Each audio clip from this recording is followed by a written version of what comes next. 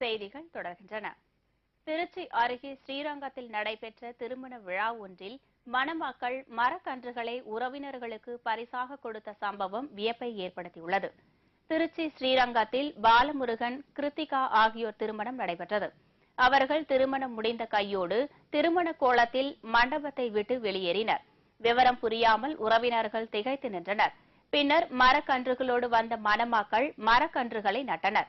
மேலும் திருமணத்திற்கு வருகை புரிந்திருந்த அனைவருக்கும் மரக்கன்றுகளை பரிசாக அளித்தனர். இந்த நிகழ்வு உறவினர்களுக்கு மத்தியில் வியப்பை ஏற்படுத்தியது. இன்னைக்கு ஸ்டேஜுக்கு வந்த எல்லாத்துக்குமே எங்க கையாலேயும் மரக்கன் கொடுத்துருக்கோம்.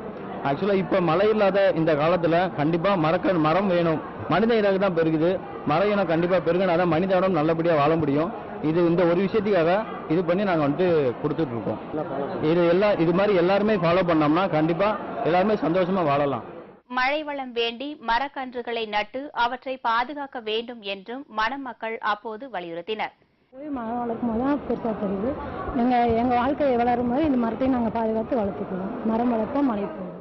இவர்களைப் போல் அனைவரும் மரக்கன்றுகளை நட வேண்டும் என்று எண்ணம் கொண்டால் நமது நாட்டின் இயற்கை வளம் அதிகரிக்கும் என்பதில் ஐயமில்லை.